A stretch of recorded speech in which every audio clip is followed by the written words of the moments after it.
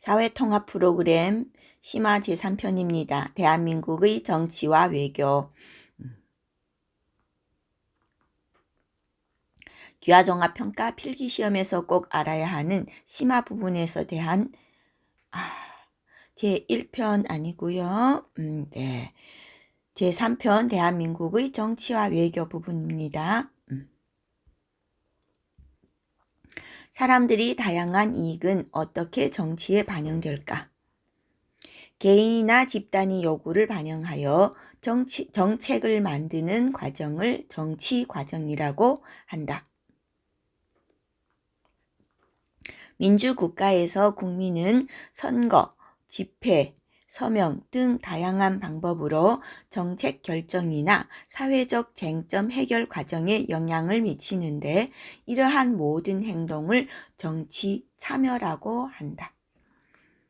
정치 참여는 국민이 나라의 주인임을 증명하는 것으로 국민의 이익을 증진하는 데 꼭 필요하다.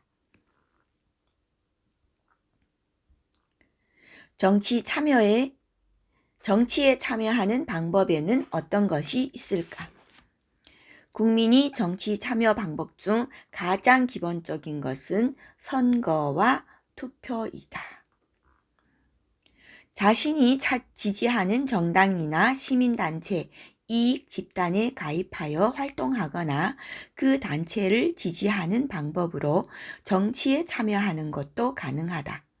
이 중 시민단체는 공익을 추구하며 사회 전반의 문제 개선을 위해 활동하는 단체이다. 이익 집단은 자기 집단이 특수한 이익을 실현하기 위해 그 집단과 관련한 특수한 문제에 대해 주로 활동하는 단체이다. 시민단체는 공익을 추구하고 이익단체는 자기 사익을 추구하는 단체입니다.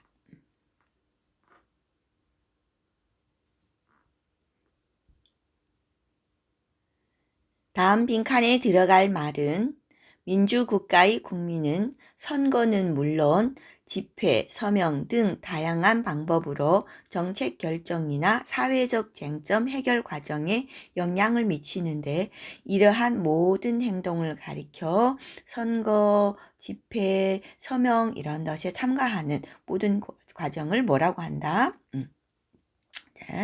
정치 참여라고 합니다. 국민 투표는 정치 참여 과정 중에 하나이고요. 국민 청원은 국가에 요구를 하는 건 청원이고요. 국민이 주권은 국민이 권리를 말합니다.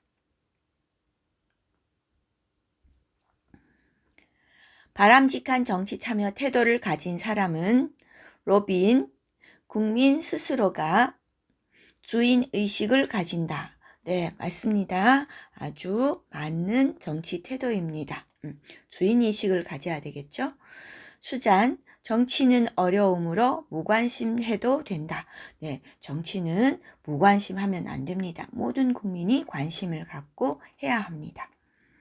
자이드, 자신이 권리와 이익만을 위해 참여한다.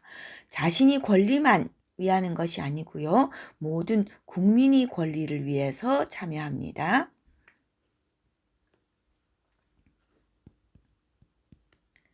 줄리안, 정치에 대한 관심은 선거 기간에만 가진다. 네, 선거 기간에만 가지는 것이 아니고요. 늘 정치에 참여해서 나라가 어떻게 돌아가는지 알아야 합니다.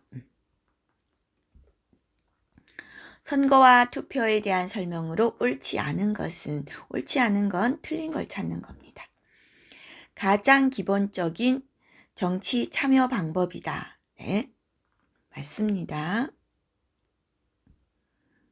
투표에 참여하지 않아도 처벌받지 않는다. 네, 투표에 참여를 하지 않는다고 처벌하는 것은 아닙니다. 하지만 모든 국민이 투표에 참여하여야 좋겠죠? 헌법을 개정할 때는 국회의원만 투표를 한다. 네, 국회의원만 투표하는 것이 아니고요. 헌법은 모든 국민이 개헌을 할 때는 참여해야 합니다. 일반 법률은 국회의원만 투표를 합니다. 그런데 우리나라의 최고의 법률인 헌법은 모든 국민이 투표합니다. 대표자를 뽑거나 중요한 정책을 결정할 때 필요하다. 네, 맞습니다.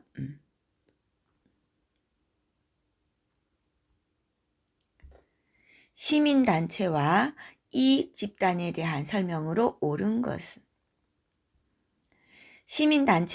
단체로는 노동조합, 의사, 협회 등이 있다. 네, 시민단체, 의사협회, 노동조합 이건 이익집단입니다. 자기들이 이익을 위하는 집단입니다. 그러면 이익집단으로 환경단체, 소비단체, 예, 환경단체, 소비단체 여기가 바뀌었죠. 이익집단이 노동조합 등이고요. 시민단체가 환경단체, 소비자단체입니다. 그래서 시민단체는 네, 여기 밑에 있네요. 시민단체는 사익이라는 것은 자기들 이익, 본인들 이익만 위하는 것이고요. 이익집단은 공익, 전체 모든 국민이 이익을 위하는 것은 공익을 실현한다고 합니다.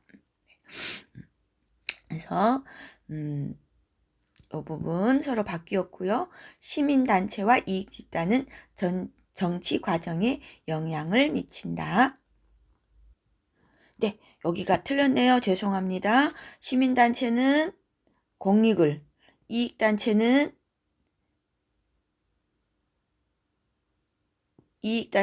사익을 위하는 것입니다. 네, 다시 하겠습니다. 틀렸습니다. 죄송합니다. 설명이. 자, 시민단체는 뭐예요? 공익을. 이익단체는 사익을. 네, 바뀌었습니다. 시민단체와 이익집단은 정치 과정에 영향을 미칩니다. 네, 맞습니다. 한국에서 헌법을 개정할 때 국민이 동의를 얻기 위해 반드시 거쳐야 하는 것은 네. 헌법을 개정한다. 헌법은 우리나라의 최고의 법이기 때문에 이걸 개정을 할 때는 뭘 해야 된다고요? 국민 투표를 해야 합니다. 선거는 투표 중 전체 과정을 말을 하는 거고요. 그 선거에서 선거는 누구를 선출하는 과정이고요. 우리가 개정할 때는 투표를 합니다. 집회, 캠페인 아닙니다. 정치에 참여하는 방법에 대한 설명으로 옳은 것은 언론을 통해 대표자를 선출한다. 네, 언론을 통해 대표자를 선출하지는 않고요. 대부분 대표자는 선거, 투표 이런 걸 통해서 하는 거죠. 집회나 시위에 참여하는 것은 불법이다. 우리나라에서 집회나 시위에 참여하는 것은 불법 아니고 합법입니다. 하여 광화문 거리에서 늘 집회나 시위를 하고 있습니다. 외국인을 위한 이익 집단은 만들 수 없다가 아니고 외국인을 위한 이익 집단도 만들 수 있습니다. 정당이나 시민단체에 가입하여 활동할 수 있다. 네, 맞습니다.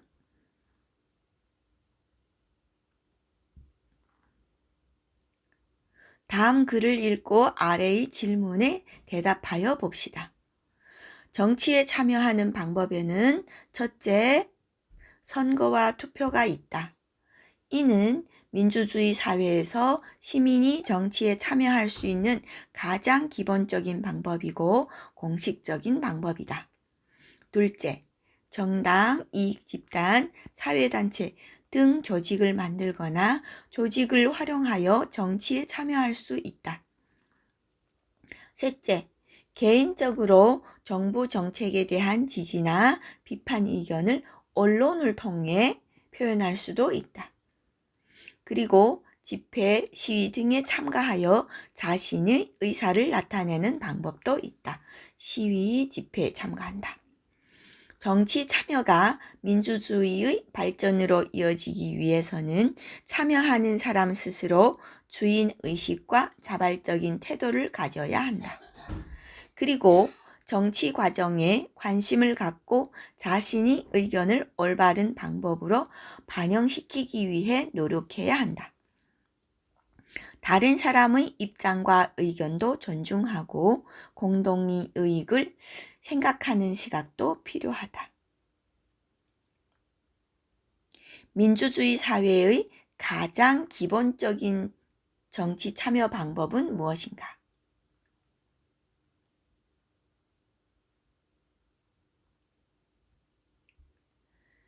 선거와 투표입니다. 가장 기본적인 방법은 선거와 투표.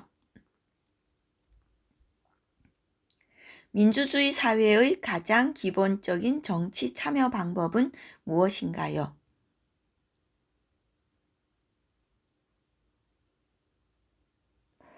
문제가 틀렸네요. 네, 요거 아니고 아까는 한 문제. 자, 두 번째 문제. 자신이 경험해본 정치 참여 방법은 무엇인가요? 언제 어떻게 그 경험을 했나요? 이 자신이 경험해본 정치 참여 방법은 자신이 것을 그대로 말을 하면 됩니다. 예를 들면 시장 선거에 참여를 해봤으면 시장 선거에 참여하였습니다. 작년 시장 선거 때 투표를 하였습니다.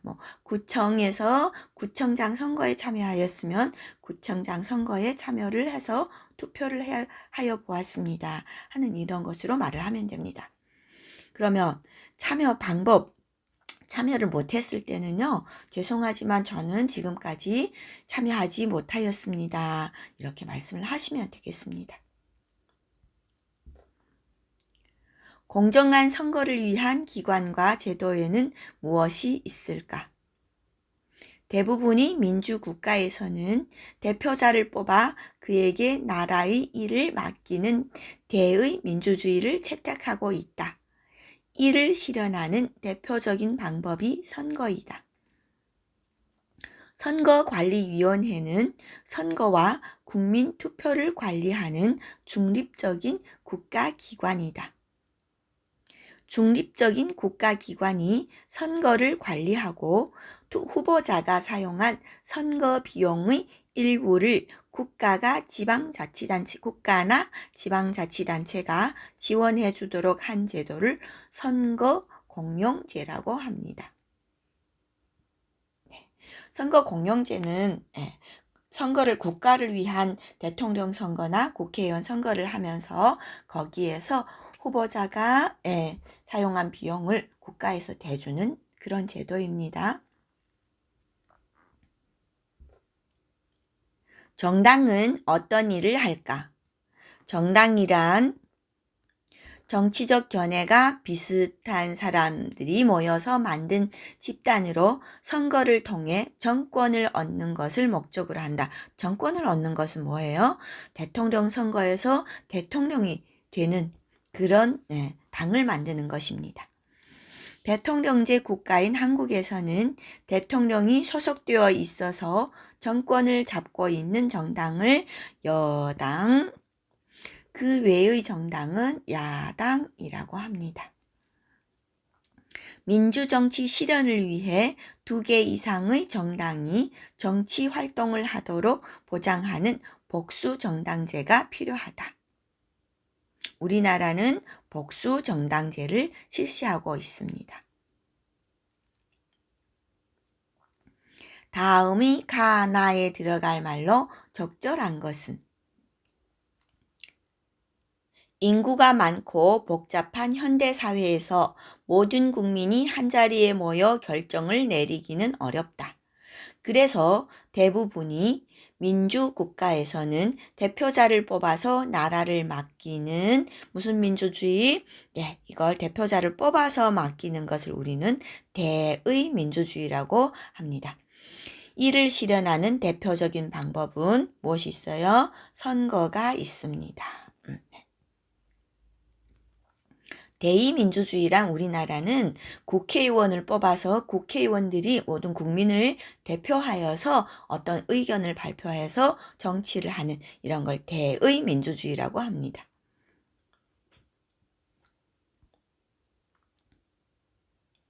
다음 내용과 관련된 기관은 선거와 국민 투표를 관리하는 중립적인 국가기관으로 특정 정당이나 개인이 편에 서지 않는 채 선거운동, 투표, 개표 등을 관리한다. 네, 선거운동, 투표, 개표 등을 관리하는 것은 선거관리위원회입니다.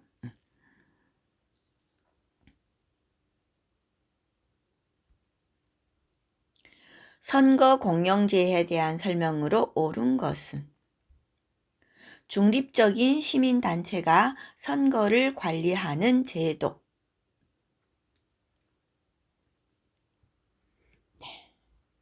중립적인 시민단체가 선거를 관리하는 것이 아니고 선거 관리는 누가 해요?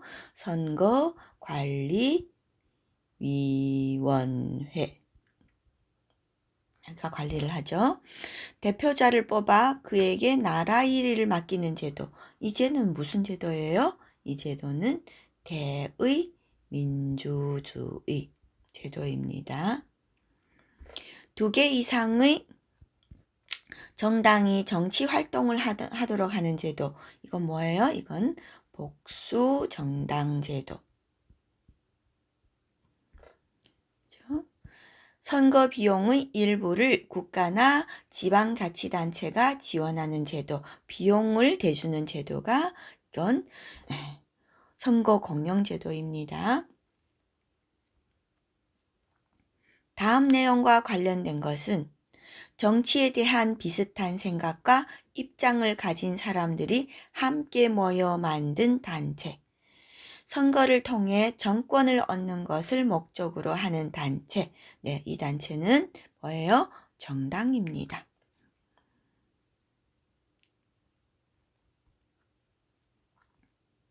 한국의 정당에 대한 설명으로 옳은 것은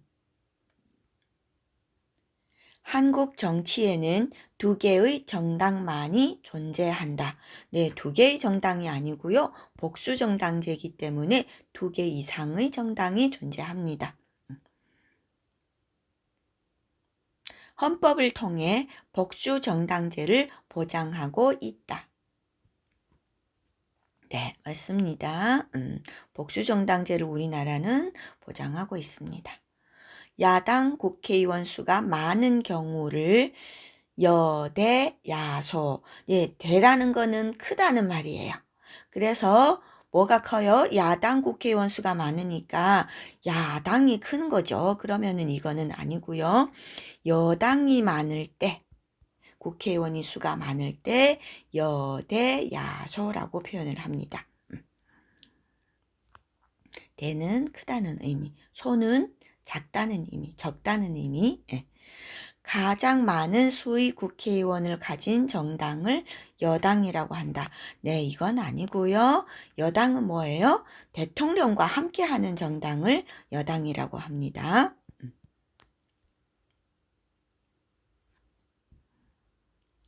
다음 빈칸에 공통으로 들어갈 용어로 적절한 것은 한국에서는 정권을 잡고 있는 정당을 뭐라고 한다고요? 정권을 잡고 있는 정당을 여당이라고 합니다. 한국은 대통령제 국가이므로 대통령이 소속되어 있는 정당이 곧 여당입니다.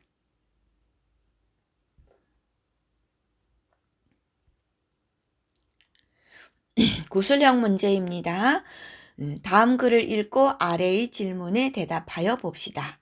문제는 정확하게 천천히 읽으시면 됩니다. 정당은 대체로 비슷한 정치와 입장을 가진 사람들이 모여서 정책을 만들고 선거를 통해 정권을 획득하는 것을 목적으로 하는 집단이다. 정당은 선거에서 이기기 위해 각종 정책을 개발하고 다른 정당과 경쟁한다. 시민들이 자신이 지향하는 신념과 가치를 가장 잘 구현해 줄 수 있다고 생각하는 정당을 선거에서 지지함으로써 정치적 의사를 표현한다. 한국은 헌법을 통해 복수 정당제를 보장하고 있다. 복수 정당제는 2개 이상의 정당이 정치 활동을 할 수 있도록 하는 것이다.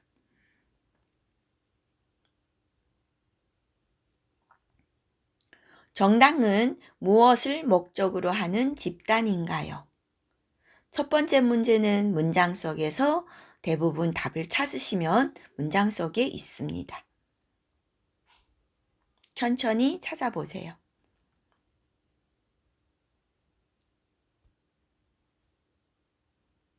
정당은 정권을 획득하는 것을 목적으로 하는 집단이다. 그렇죠?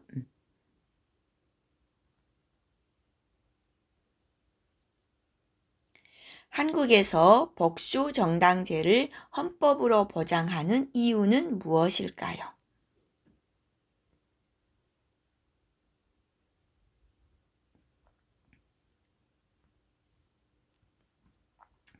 이 문제의 답은 본문에는 나와 있지는 않습니다. 이렇게 본문에 나와 있지 않는 문제는 모르면은 그냥 성실하게 잘 모르겠습니다 하고 답을 하시든가, 알고 있을 때는 본인이 의사를 그대로 말씀을 하시면 되겠습니다. 한국에서 복수 정당제를 헌법으로 보장하는 이유는 민주주의 핵심 가치인 정치적 다원주의와 국민이 정치 참여를 실질적으로 보장하기 위해서입니다. 이런 말들은 너무 어렵죠. 하면 이것만 말씀을 하셔도 됩니다. 국민이 정치 참여를 위해서입니다 하면 되겠습니다.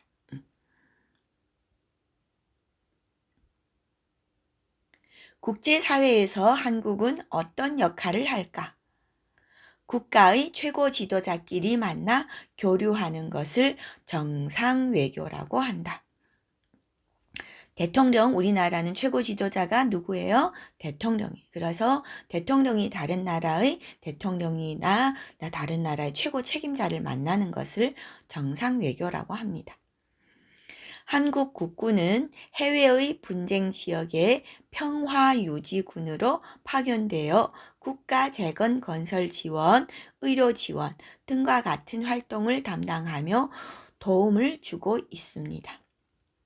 아시아인 최초로 유엔 사무총장을 맡아 일한 사람은 누구? 반기문입니다. 한국은 주변과의 국제관계에 어떨까? 중국은 한국의 유교, 불교, 한자 등을 전파하고 1992년 국교를 맺은 이래 중요한 무역 상대가 되었다. 일본과 한국은 경제적, 문화적으로 활발하게 교류하며 발전하고 있다. 식민지 시절에 한국 여성을 전쟁에 끌고 갔던 일본군 위안부 문제가 아직 남아있다.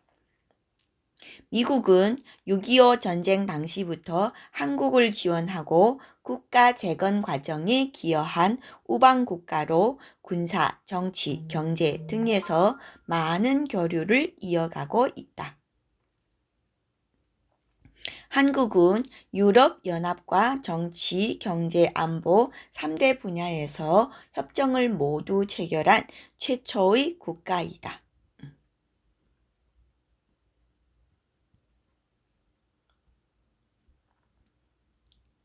다음 내용의 공통점은 1988년 서울올림픽, 2002년 월드컵 축구대회, 2011년 세계 육상권 대회, 2018년 평창올림픽, 2019년 세계 수영 선수권 대회. 자, 이것들은 모두 어디에서 개최되었어요? 네, 한국에서 개최되었습니다. 한국이 1위 한 거 아니고요. 예, 이건 한국에서 개최되었습니다.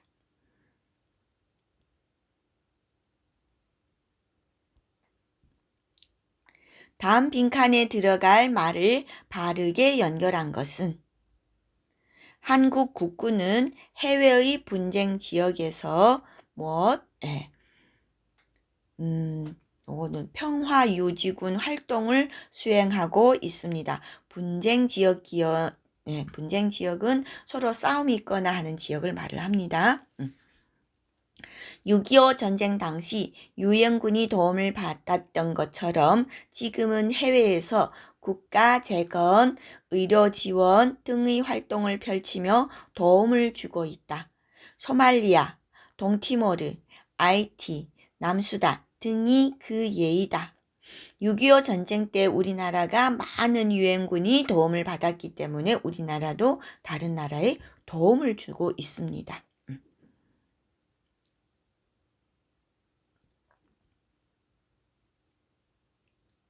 다음 내용 중 가나에 들어갈 알맞은 용어는 가는 한 국가가 자기 나라의 이익을 달성하기 위해 국제사회에서 펼치는 평화적인 대외 활동을 말한다. 네, 평화적인 대외 활동은 무슨 활동일까요? 네, 외교.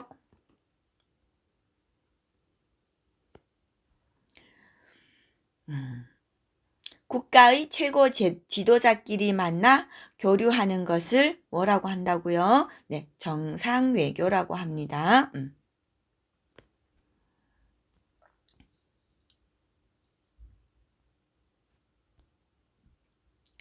아시아인 최초로 유엔 사무총장을 맡은 한국인은 네, 이건 누구라고 하셨죠? 아까 반기문입니다. 네, 여기서 김용이란 분은 세계은행 총재를 하셨던 분이고요. 김대중은 뭐예요? 전 대통령입니다. 대통령. 그리고 대통령이었던 분이고 이종옥이라는 분은 항일 운동가였고요. 네, 국가 부주석까지 했던 분이십니다. 그래서 이런 분들은 다 기억하실 수는 없으니까요. 김대중은 전 대통령이기 때문에 아셔야 되고요. 반기문 이분 시험에 자주 나오는 분이기 때문에 아시고 가시면 찾을 수 있을 거예요. 다음 한국과 주변국의 관계에 대한 설명으로 옳지 않은 것은 틀린 것을 찾습니다. 미국은 6.25 전쟁 때 한국을 지원했다. 네, 맞습니다. 한국은 중국의 불교와 유교를 전해 주었다. 네, 이건 중국이 한국에 전해 준 것이지 한국이 중국에 전해 준 것이 아니십니다. 바뀌었습니다. 1번과는 위안부, 네, 그래서 이건 틀렸죠? 네. 1번과는 위안부 문제 해결이라는 과제가 남아있다. 네. 러시아와 외교 관계를 맺은 이후 교류가 증가하고 있다. 네, 요 부분은 원래는 이렇게 맞는 부분인데요. 러시아가 지금 우크라이나 전쟁을 하면서 요게 조금은 우리가 교류가 증가하는 것이 아닌 부분이 있기는 합니다. 그래서 이 부분은 예전 시험 문제이기 때문에 지금 맞다고 한 것입니다. 지금 관계는 정해지지 않았습니다. 다음 설명에 해당하는 곳은 한국 정부가 신남방 정책을 추진하면서 협력의 중요성이 더욱 높아졌다. 한류의 인기가 특히 높은 곳이다. 한류의 인기가 특히 높은 것은요, 아시안입니다. 중국에서도 높지만 이게 중국은 아시안 지역에 전체적으로 포함됐을 때는 아시안 지역을 말을 합니다. 다음 글을 읽고 아래의 질문에 대답하여 봅시다. 외교란 한 국가가 자기 나라의 이익을 달성하기 위해 국제 사회에서 펼치는 평화적인 대외 활동을 말을 한다. 한국에서는 공식적으로 외교 활동을 담당하는 공무원을 외교관이라고 한다. 외교관은 국가 간 협상이나 교류를 담당하고 해외 교포나 해외 여행객 보호 등의 업무도 담당한다. 국가의 최고 지도자끼리 교류하는 것을 정상 외교라고 한다. 국가 최고 지도자 간 외교를 통해 국제 교류, 안보, 평화 정착 등과 같이 중요한 문제에 대한 합의를 이끌어내기도 한다.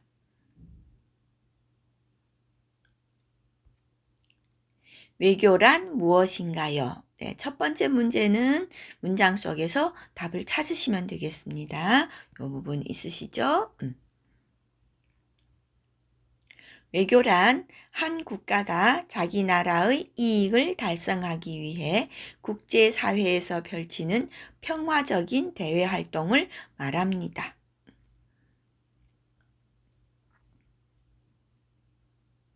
외교관이 하는 일은 무엇인가요? 네, 이 문제는 문장 속에 답이 있네요. 외교관은 국가 간 협상이나 교류를 담당하고 해외 교포나 해외 여행객 보호 등의 업무도 담당합니다.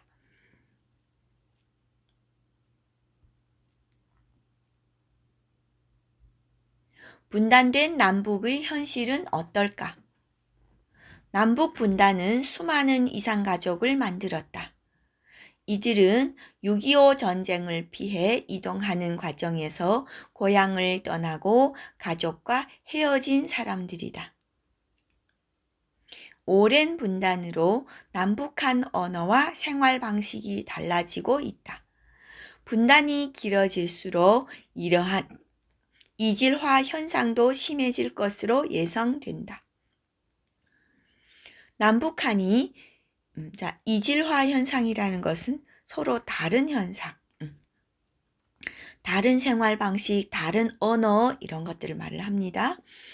남북한이 분단 상태를 유지하는 데 쓰는 돈을 분단 비용이라고 한다. 여기에는 국방비, 외교 비용, 불안감, 이산가족의 아픔 등이 포함된다.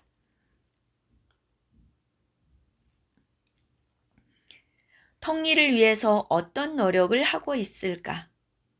남북 통일이 되면 한반도의 평화를 가져오는 것은 물론 세계 평화에도 기여할 수 있다. 남북 통일을 위해서는 남북한 간의 다양한 교류와 협력을 통해 신뢰를 쌓아가야 한다. 그리고 외교를 통해 한반도 주변 국가들과 국제사회가 남북 통일에 협력할 수 있도록 해야 한다. 또한 통일에 대비한 법과 제도를 마련해야 한다.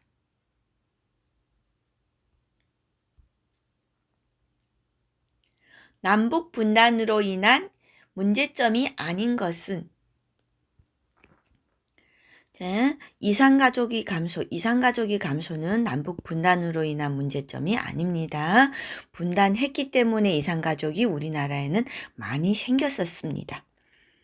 막대한 국방비용, 분단으로 인해서 우리는 늘 나라를 지킬 국방을 국방비용이 많이 들고 있습니다. 남북 갈등에 대한 불안, 두 나라가 분단됐기 때문에 갈등이 많습니다. 남북한 생활 방식의 차이 심화, 점점 가면 갈수록 북한과 우리 대한민국의 생활 방식에는 차이가 크고 있습니다. 남북 분단에 대한 설명으로 옳은 것은 분단이 계속되면서 국방비는 감소했다가 아니고 어떻게 해요? 증가하고 있습니다. 6.25 전쟁 이전에는 남북한이 하나였다. 6.25 전쟁 이전에는 남북한이 하나였다. 6.25 전쟁 이전에도 남북한은 정부가 두 개의 정부였습니다.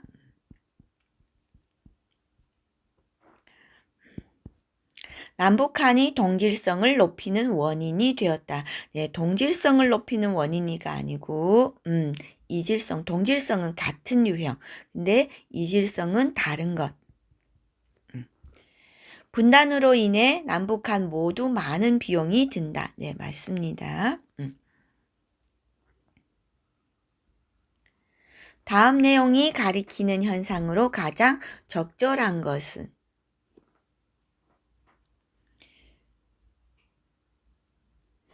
남한과 북한은 같은 한국어를 사용하지만 오랜 시간 분단으로 인해 일상생활에서 쓰이는 언어가 많이 달라졌다. 예를 들어 남한에서는 라면이라고 부르는 것을 북한에서는 꼬부랑국수라고 한다. 언어가 서로 달라지고 있다는 겁니다. 이것은 남북의 언어 이질화는 달라지는 걸 말을 합니다. 같아지는 건 뭐예요? 동질화. 결의말 큰 사전 제작, 이건 아니겠죠? 네. 이산가족 상봉, 네. 결의말 큰 사전 제작을 지금 같은 나라가 되어 있지 않기 때문에 제작하지 않고 있고요. 이산가족 상봉 추진, 지금은 이산가족 추진도 못하고 있습니다. 남북한 외교 경쟁 증가, 외교에 대한 경쟁은 서로 하지도 못하고 있습니다. 안 하고 있습니다. 다음 내용 중 가 나에 들어갈 용어로 적절한 것은 남한과 북한 분단 상태를 유지하는 데 쓰는 돈을 무슨 비용? 네, 이건 분단 상태이기 때문에 무슨 비용? 분단 비용이겠죠. 분단 비용.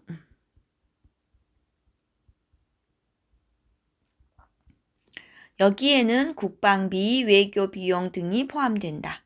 반면 통일을 하는 과정에서 남북의 차이를 줄이고 교류하며 통합해 가는 데 드는 비용은 이건 뭐예요? 통일을 하는 과정이니까 무슨 비용일까요? 통일 비용이겠죠. 네, 그럼 이건 통일 비용. 그럼 정답은 4번이네요. 네, 분단 비용, 통일 비용. 남북 통일의 효과에 대해 잘못 말한 사람은 틀린 것. 수잔, 군사대국이 될 수 있다. 네, 군사대국이 되려고 통일하는 것이 아니고요. 우리는 평화를 위해서 통일을 하고 있습니다. 줄리안, 세계 평화에 기여할 수 있다. 네, 통일하면 평화. 파비앙, 이산가족이 고통을 줄일 수 있다. 이산가족이 서로 만날 수 있기 때문에 고통을 줄일 수 있습니다. 자히드, 국토를 효율적으로 이용할 수 있다. 네, 국토가 두 배의 땅이 되니까 그 국토를 더 잘 이용할 수 있겠죠? 다음 내용과 가장 관계가 깊은 남북 통일 노력은 무엇입니까? 남북 정상회담이나 남북한 장관들이 만남은 아니더라도 운동선수, 학자, 학생 기업인, 이산가족 등과 같은 민간 분야에서의 만남도 지속적으로 이어가야 한다. 이산가족 상봉 확대, 네, 이건 이산가족이 상봉하는 건 아니고요. 이제 어떤 운동선수들이랑 만나는 건 다양한 방식, 한 방식이 아니고 여러 방식으로 하는 걸 말합니다. 하나만은 아니고요. 북한 이탈 주민 지원, 주민 지원을 하는 것은 맞지만, 통일 노력하고 이 내용하고 맞는 것은 아니죠.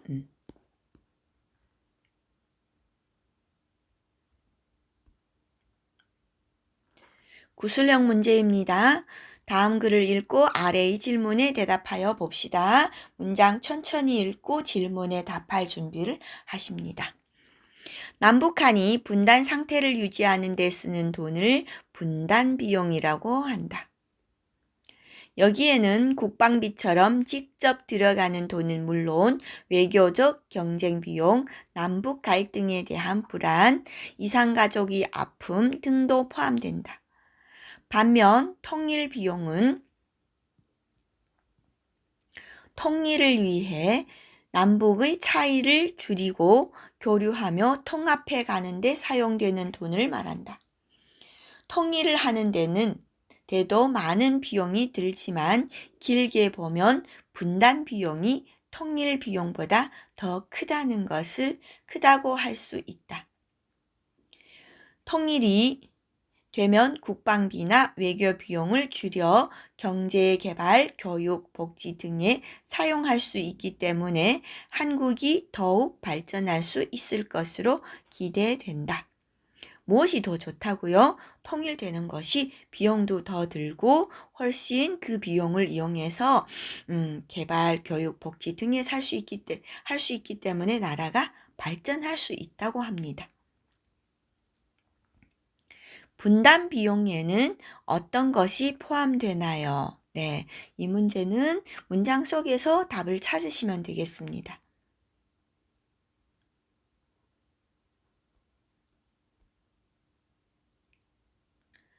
국방비처럼 직접 들어가는 돈은 물론 외교적 경쟁 비용, 남북 갈등에 대한 불안, 이산가족의 아픔 등도 포함됩니다. 빨간 글로 친 부분에서 답을 찾으시면 되겠죠? 통일 비용의 의미는 무엇인가요? 이것도 문장 속에서 답을 찾을 수 있습니다. 찾아보세요.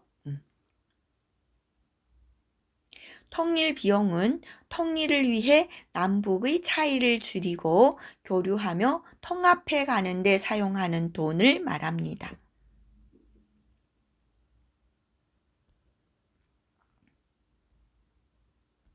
네, 오늘 수업은 여기까지입니다. 감사합니다.